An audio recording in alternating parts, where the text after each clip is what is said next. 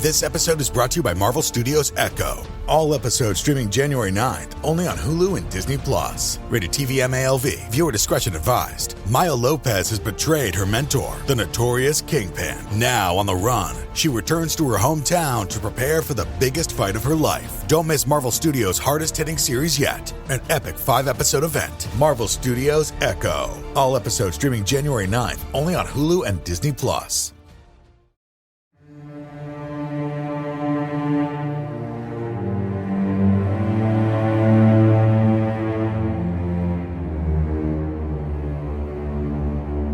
Hello, and welcome to Scare You to Sleep. I'm your host, Shelby Scott, and I'm here to read you some true stories sent in by listeners. After last week's gore-heavy episode, and honestly, a not very good week for me health-wise, I won't get into detail or anything, but I had a very busy week work-wise, on top of not a good health week, and I'm sure you've all been there before.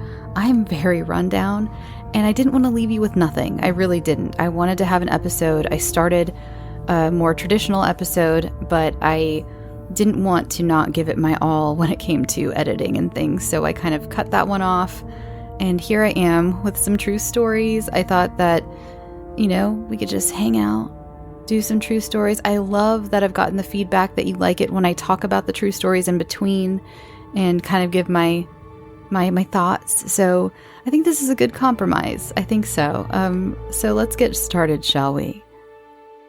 Our first submission comes from Robert, who says, I wanted to share these experiences with you from a ghost my family came to know as Harriet. Hi, I'm a new listener to your podcast, and I thought your audience would appreciate hearing this. This story lists a series of spooky events that actually occurred in an apartment I lived in with my mother when I was around 10. This was almost 20 years ago now. My mother, 3 sisters, and I, the only boy, lived in a 3-bedroom apartment in a suburban town in South Carolina. And, strange as it sounds, we shared with it a ghost that we, for some inexplicable reason, all decided was named Harriet. These events would happen often enough and in broad daylight that we accepted the idea of it pretty quickly, actually. At first, it was small things that we could have written off, like when my baby sister, who was an infant at the time, would be mid-meltdown and she'd suddenly stop crying and immediately burst into giggling, looking at an empty corner of the room, her eyes tracking movement that no one else could see. This would happen routinely enough that it felt like someone else was there and trying to help us with the baby. My mother was a single parent, putting herself through nursing school at night and working most days, so we actually welcomed this bizarre phenomenon. Then, when my mother was dating, a boyfriend of hers who would visit sometimes said he was also experiencing things while he was there in the apartment. Once, when he fell asleep, he said he could feel someone rubbing his back, and he woke up thinking it was my mom, but it was a night that she was in class and had stepped out after he fell asleep.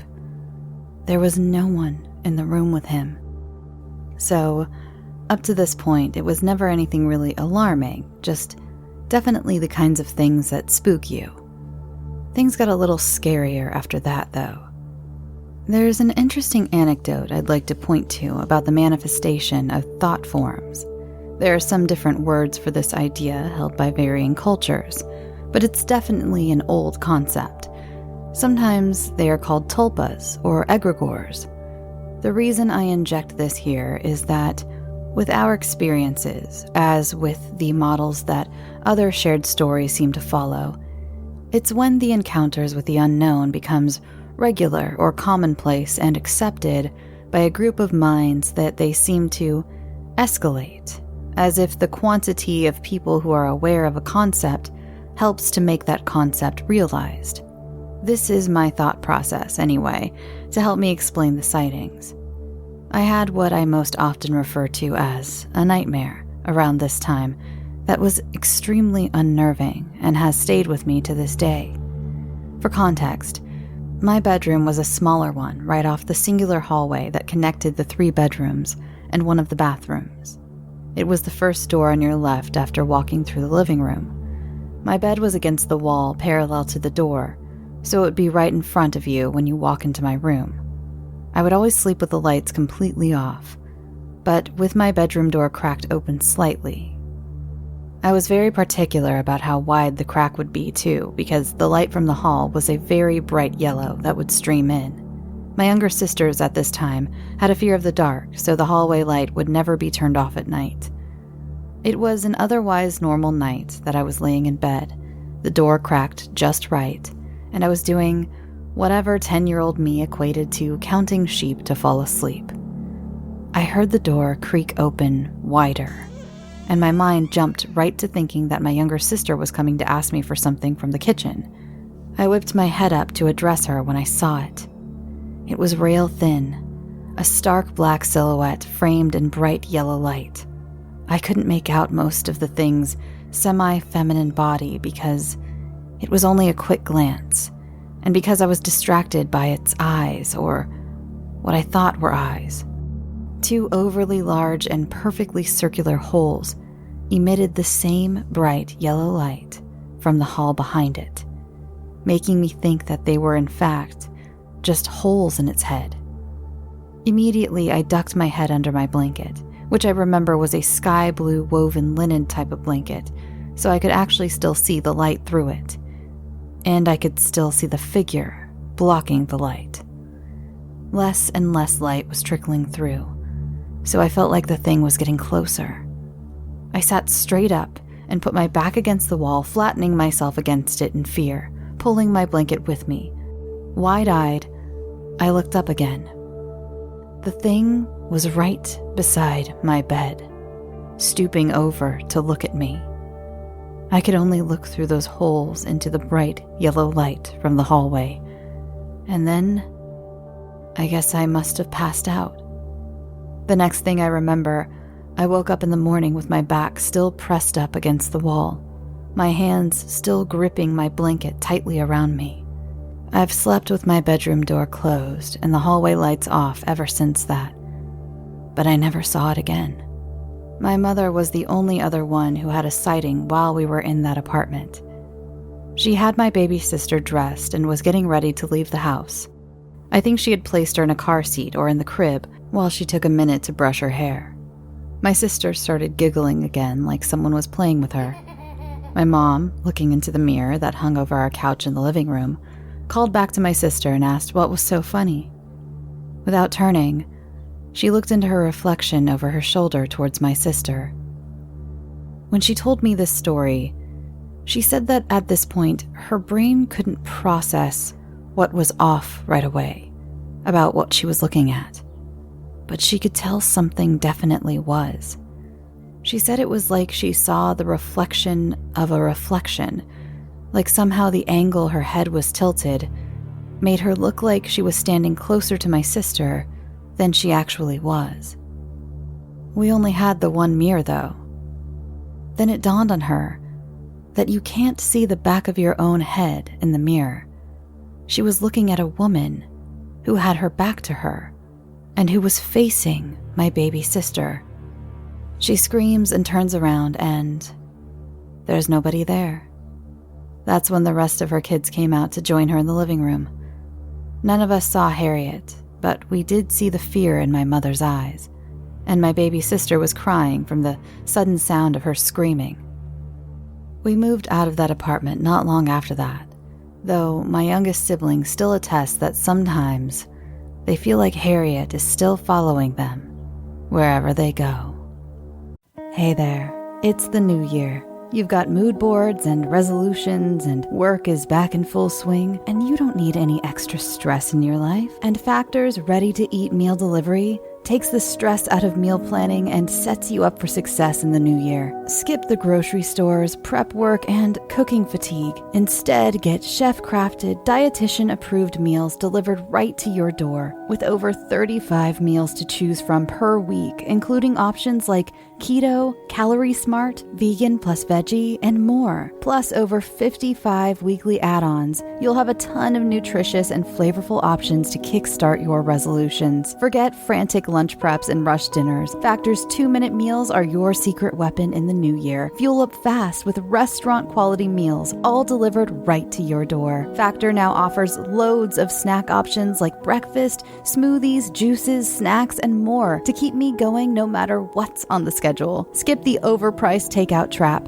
Factor is cheaper and way more delicious than takeout. Get chef-crafted, restaurant-quality meals delivered right to your door. They are ready to heat and eat in just 2 minutes, which means more time for you. Need a special occasion meal? Gourmet Plus is the perfect solution if you're looking for fast, upscale options done easily. When things get hectic, Factor is flexible. Change up your order every week with plans from 4 to 18 meals per week. Or pause or reschedule your deliveries anytime. Stress less over meal times in the new year. Factor's no prep, no mess meals free up time otherwise spent on shopping, cooking, and cleanup. No more wasting time in the kitchen. Not only does Factor offer fast, simple solutions when I'm too busy to cook, they also help me stay on top of my goals. With offerings like Protein Plus and Keto, I can stay on track. This is definitely going to come in handy for my New Year's goals. Factor has everything I need for a week of flavorful, nutritious eats.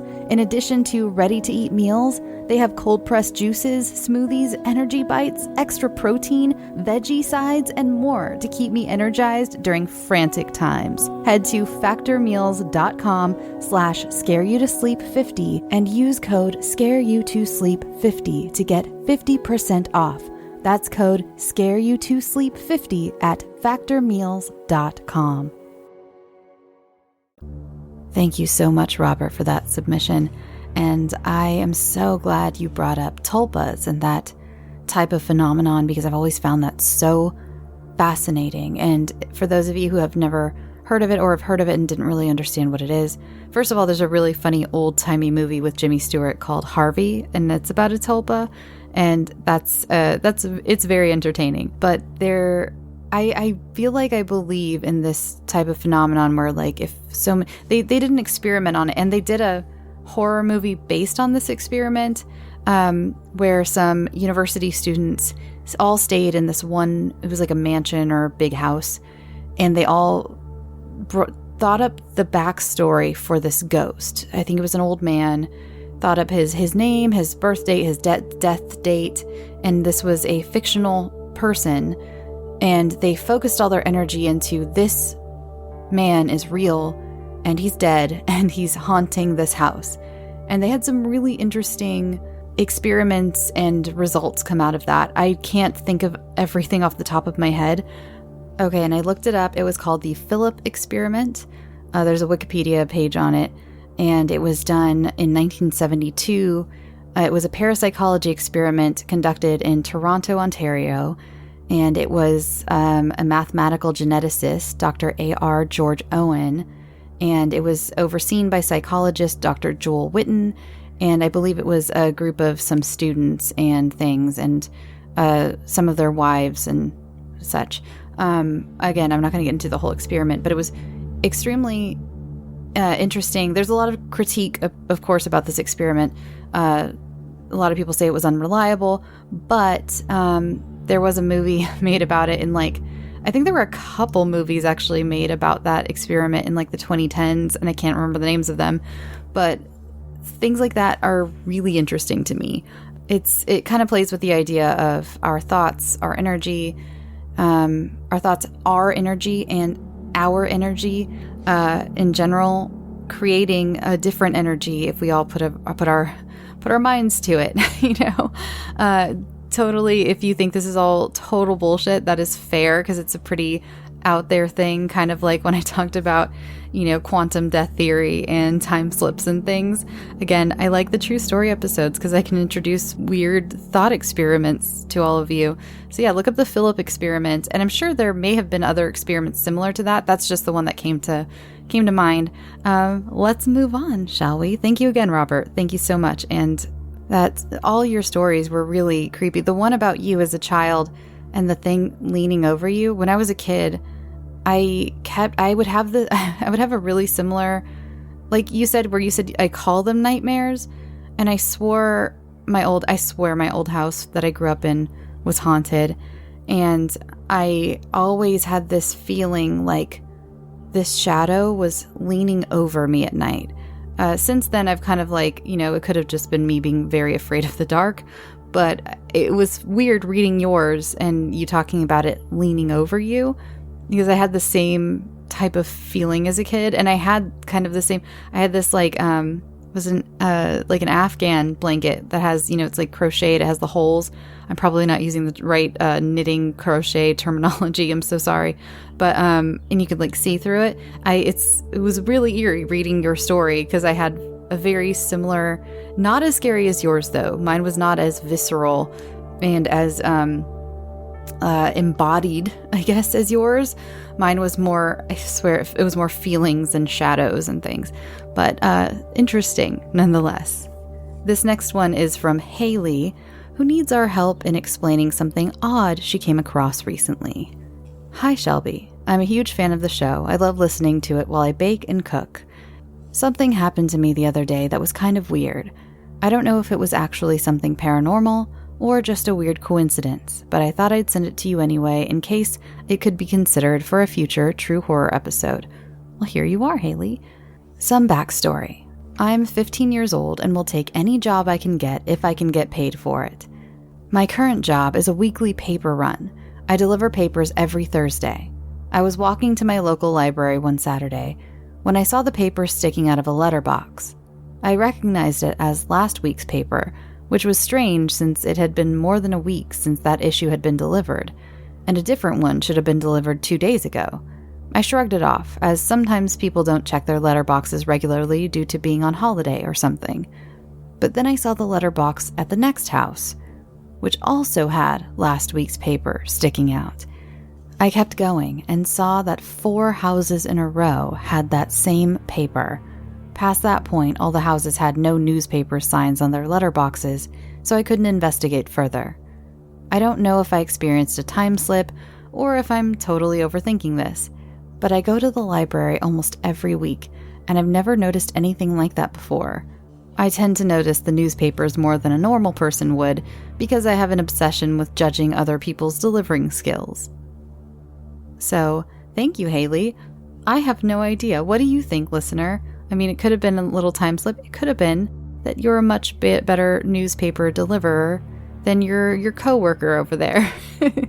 But it would still be really eerie going from house to house and realizing every single one was from the week before. And like you said, no one collected them. So that is pretty odd. And I can see why you'd be a little freaked out by that. So I hope I hope it doesn't happen again, or it does happen again. I'm not sure. I don't know how scared you were, so I don't want to wish another paranormal phenomenon on you.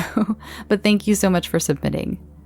As many Scary to Sleep fans know, I've been going through a lot of changes in my life. And one thing I've been doing is getting my finances much more organized, and that includes paring down some of the subscriptions I pay for. It feels like everything is a subscription these days, be it for the gym or streaming services or music, the list goes on, and something that has helped me tremendously is Rocket Money. They not only helped me cancel subscriptions that were a pain to try to do myself.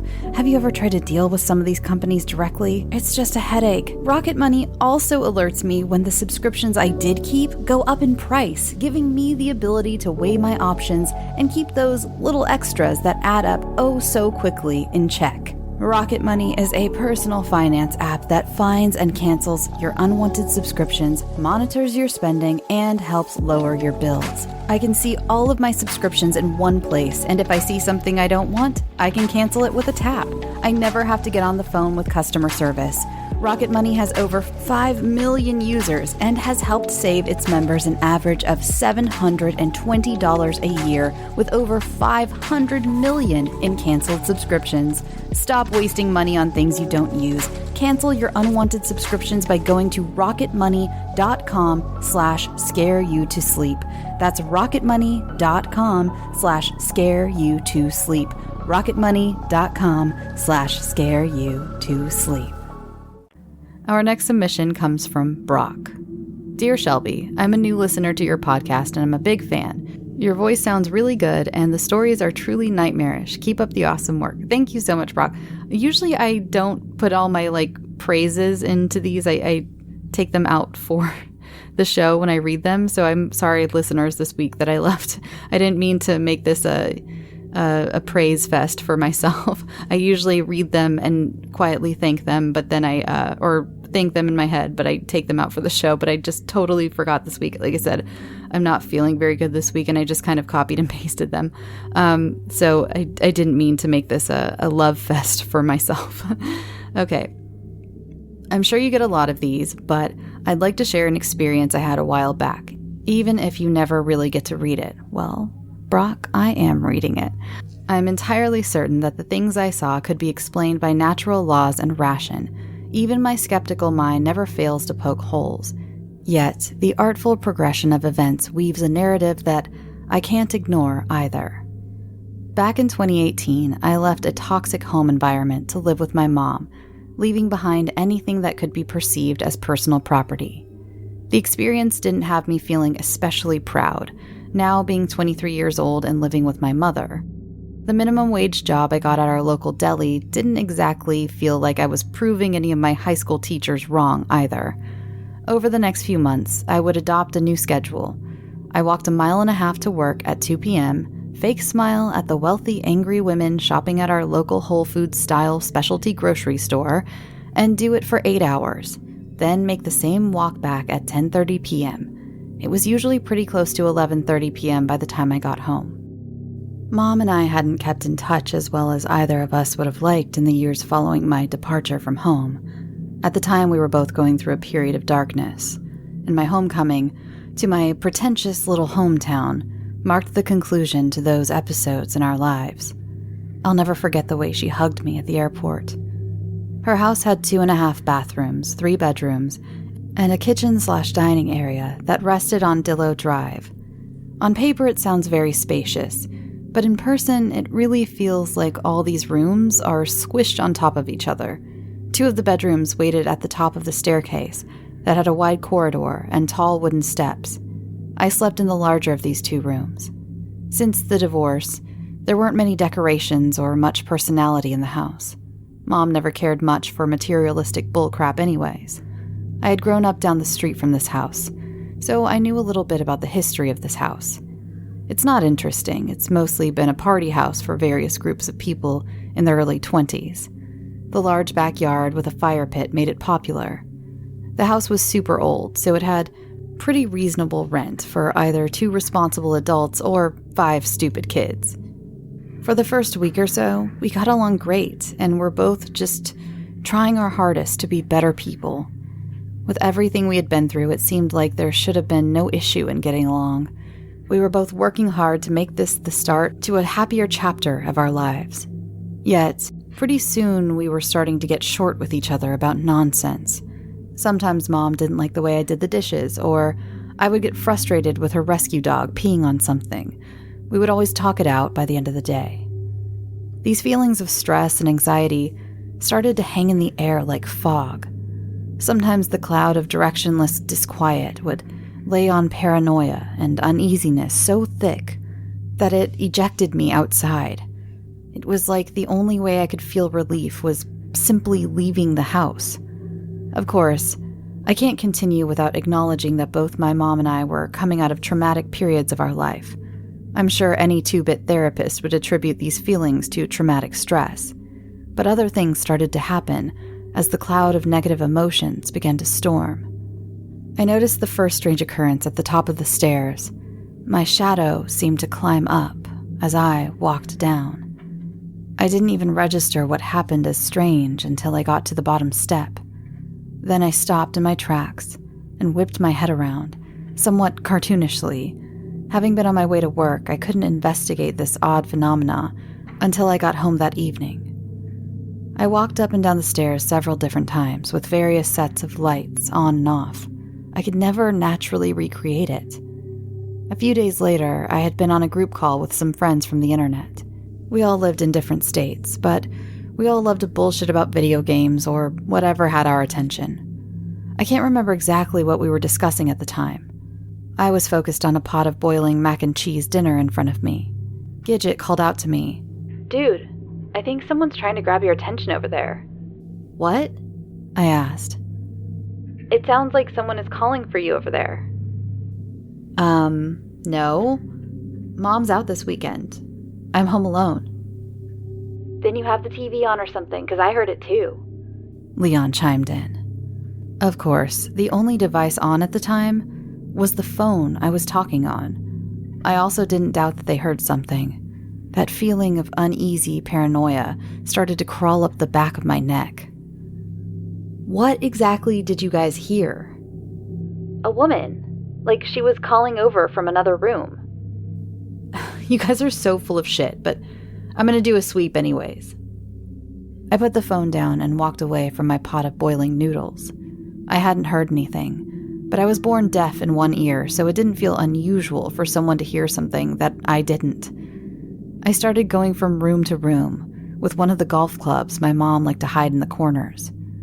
Every bedroom, closet, bathroom, and the garage were all empty. It didn't feel empty, though. I returned to my phone call and my pasta, deflecting my feelings with jokes about ghosts. I would spend the next few weeks paying attention to any sound, shadow, or reflection that dared enter my perception. I was certain that I was going to catch this mysterious phenomenon that didn't quite want to manifest. So I guess it makes sense that it waited to catch me off guard. I trudged into the house one night, worn down by a combination of unpleasable customers, unreasonable management, and cold rain. I brought myself upstairs to my room and hand-searched for the switch light at the top of the stairs. I found the switch, but I froze just before I flipped it. My bedroom door sat at the end of a short hall.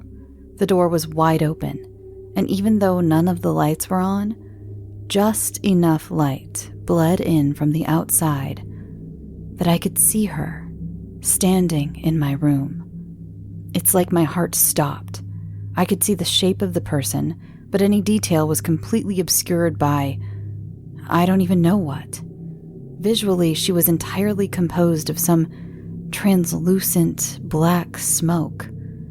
I only had half of a second to process that she was even there before she started sprinting at me. I didn't even have time to flinch, but miraculously, I had enough reflex to bend my finger and hit the light the second her body would have collided into mine. When she touched me, I felt something that surprised and sort of confused me. At first, I was just startled, but then what I felt wasn't fear. It was anger. I wasn't afraid of getting hurt. I felt anger. The anger wasn't violent or malicious. It was like a deep frustration. It kind of hit me what was going on at that moment. I slowly closed my bedroom door and slipped a blanket under the door for maximum noise muffling. I sat upright on the bed for a moment, contemplating this probably crazy thing I was about to say. So, I think there may be something or someone in the house with us. If not, then I'm talking to nothing, and it doesn't matter anyway. But I think you're upset that we're here? I think you want us to get out of your home, and if that's the case, then I wanted to say we're trying. I know that there have been a lot of disrespectful people that lived here in the past, and even my parents added some of their own sadness to this house. I wanted to let you know that we're both doing what we can to find other living arrangements. We don't want to intrude any more than we need to. But in the meantime, we will respect you and your house. I promise. I let a couple minutes of reflective silence wash over me, then stood up to turn out the lights. A few months later, Mom found a little house on a horse farm out in the hills. She loves her house. She gets horses in her backyard and a pretty fantastic view over the city. I'm currently living in a little tiny itsy-bitsy small studio apartment. We hang out all the time and really haven't had any issues with each other since we moved out of that house. There were no more incidents after I spoke to the air that night. I asked Mom if she ever met the ghost in that house on Dillow Drive. She said she had felt something odd, but had never seen anything particularly weird. I met the landlord of that house a couple of times in social circles since then. Of course, I had to ask if anyone had ever died in the Dillow house before. I wasn't very surprised when he said yes. I asked if it was a cranky older woman. This was my impression of her personality the one time we met. He told me my guess was just vague enough that I got lucky. The house is still there in West Lynn, Oregon. It's rented out to someone else now. Thank you for reading my story. I didn't write to convince anyone of anything or to argue about the existence or lack thereof of anything. I simply recall these events as I remember them. But of course, it is up to the individual to choose what they believe. Whether you choose to do anything with this letter or disregard it entirely, thank you for reading it, and I'll keep listening. Sincerely, Brock T. Thank you so much, Brock. That was fascinating. Incredibly fascinating. I really enjoyed that story. And I wanted to say I can completely empathize with your time living there when it comes to walking to a shitty job that you hate with customers that you hate. When I was that age, the same age, I was in the same situation. I had to walk a couple miles from my really shitty apartment to working retail with really shitty customers who would throw things at me and were very rude. And some days it was like, it was just a very hard time of my life. So when you were describing that time, I fully felt like I was back at that time in my life as well.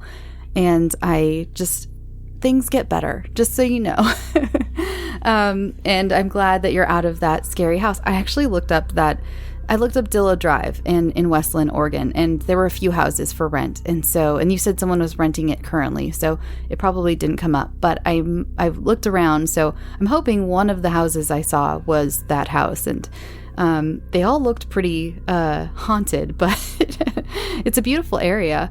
I'm glad you and your mother are doing so well now, though, and your mother's new home sounds fantastic. I want horses in my backyard.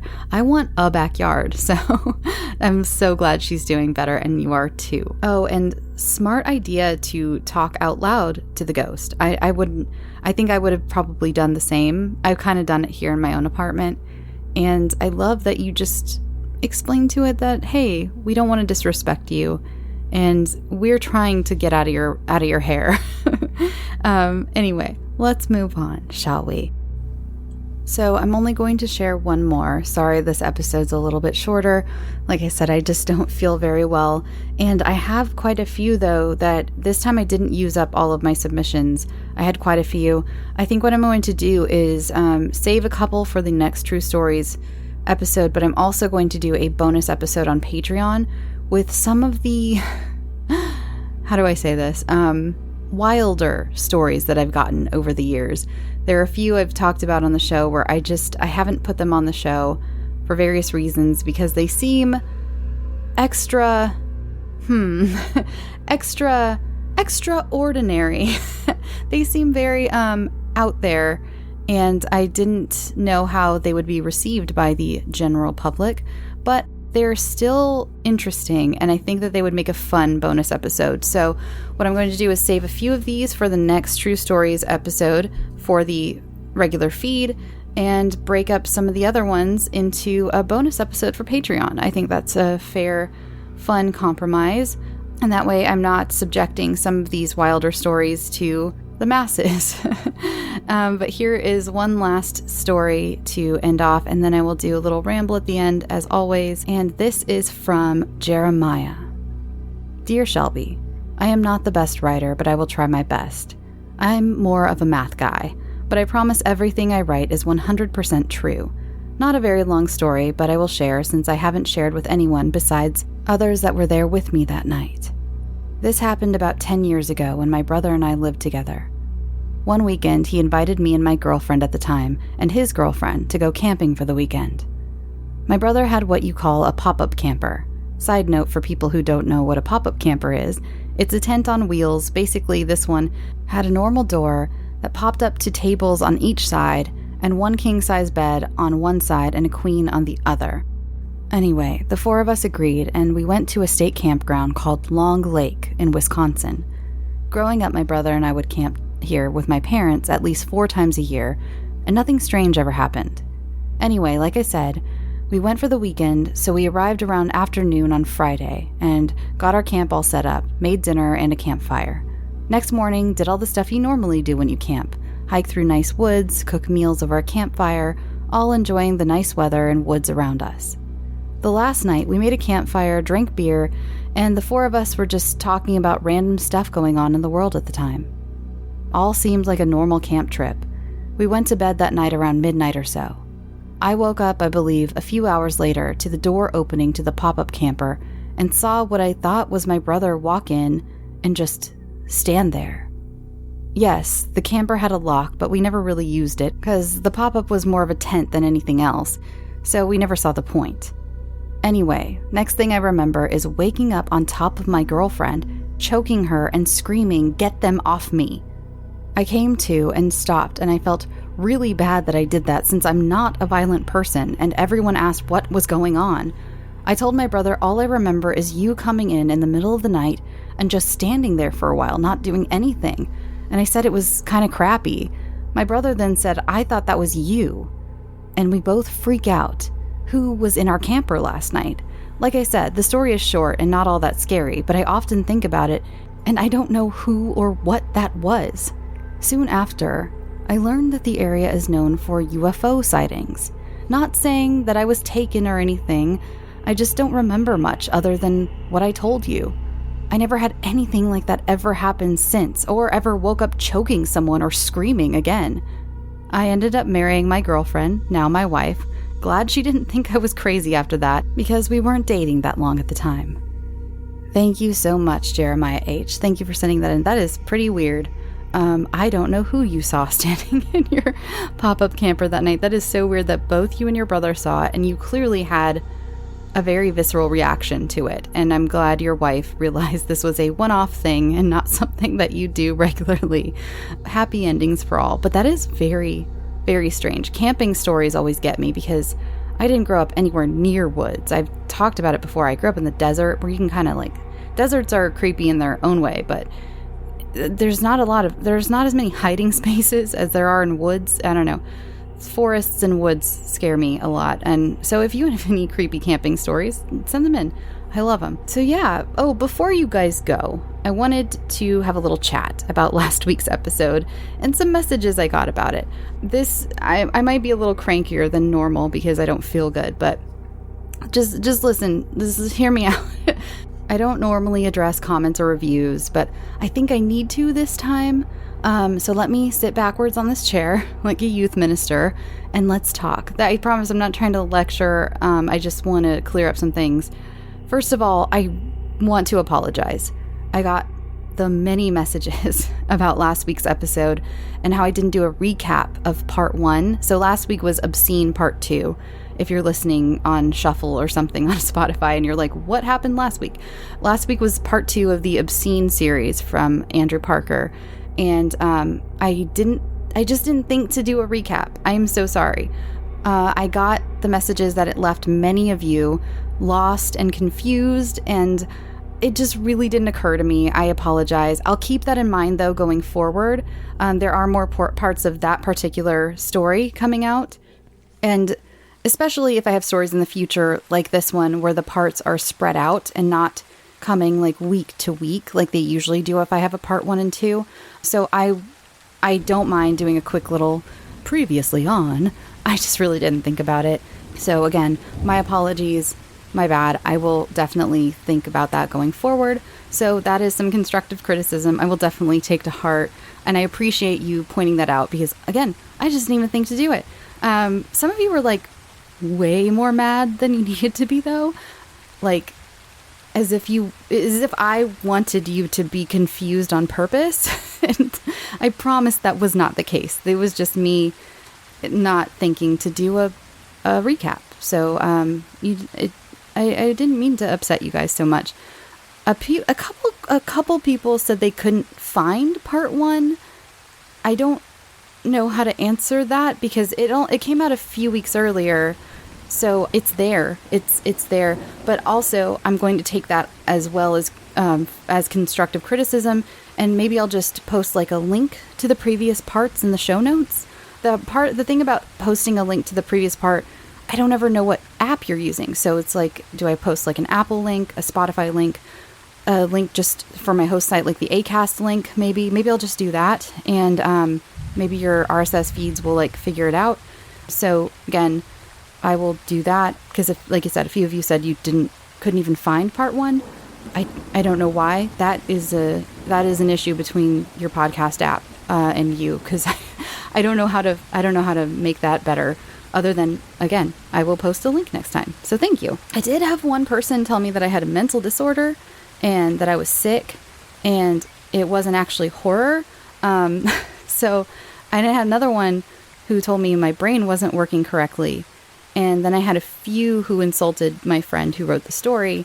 And I just wanted to say, look, there are many, many, many genres of horror. I like to hit them all, including body horror. I believe I've stated plenty of warnings at the beginning of the episode, and their trigger warnings were posted in the show notes. And if you're listening, commenters, I'm well aware that my brain doesn't work correctly. You can listen to just a couple episodes of this show, a couple of rambles, and be like, oh yeah, she's not okay in a lot of ways. I have the prescription bottle on my desk right now to prove it. But I don't agree that body horror doesn't count as horror. It's definitely not for everyone, and that's cool. A lot of people skipped those episodes, and that is totally fine. Some of my friends who listen very religiously told me they noped out of some of those episodes, and that is completely fine. You can just skip them, just like a lot of people skip the Victorian era episodes because they're just not their thing, and that's totally fine. But I do want to keep the show fresh and eclectic, and I want to highlight different genres of horror. I just don't want to get rid of body horror. I don't know. I just totally disagree that it doesn't count as horror and it's just sick. And I get that there are some body horror things out there that really push the envelope when it comes to like horror movies, like a Serbian film and things like that. And I don't think I'll ever have something of that caliber on my show because stuff like that makes me uncomfortable. I couldn't even read something like that out loud. But I just feel like these last few episodes, totally fair if body horror is not your thing. But I don't know. I just never been that mad at a podcast that I felt the need to go tell the host of the podcast that they had a mental disorder and that their brain wasn't working correctly. It was surprising, to say the least, to see those. I actually published one of them because I was like, you know what? This is so mad at this episode that I think it might be an unintended good advertisement for the episode. So I didn't publish all of them though, and these are all Spotify comments, by the way. You can go on Spotify now and comment on the episodes, which I love. Please don't feel like you need to stop doing that. I just saw such an uptick last week in people who were, again, parts of it my bad, confused because I didn't do a recap, said they couldn't find the first part. And that's one reason, those are the biggest reasons I wanted to address this, is just, hey, my bad, I will fix that in the future. And thank you, because I really do appreciate constructive criticism like that, so I can make the show better in the future. So sorry for the lecture. It's pretty out of character for me, I know, and for the show. But I thought I could come admit my faults and set some boundaries. So now you know I'm going to keep doing different types of horror, and I was at fault for some of these things. Yeah. There was one other annoying comment that was literally flat out wrong, but I already addressed it online, so I won't even go there. I probably shouldn't have even said anything. Anyway, okay, go grab a stale Oreo off the snack table. You've earned it. Youth minister lecture over. And thank you for being here. Follow the show. Twitter, Instagram, Facebook, at scareyoutosleep. Go follow me on Instagram. I'm trying to get my followers up. I know it feels so dumb to even say that, but I am. And Twitter. I'm just trying to get my followers up just to do cooler stuff. So go follow me. It'd be cool if you could do that.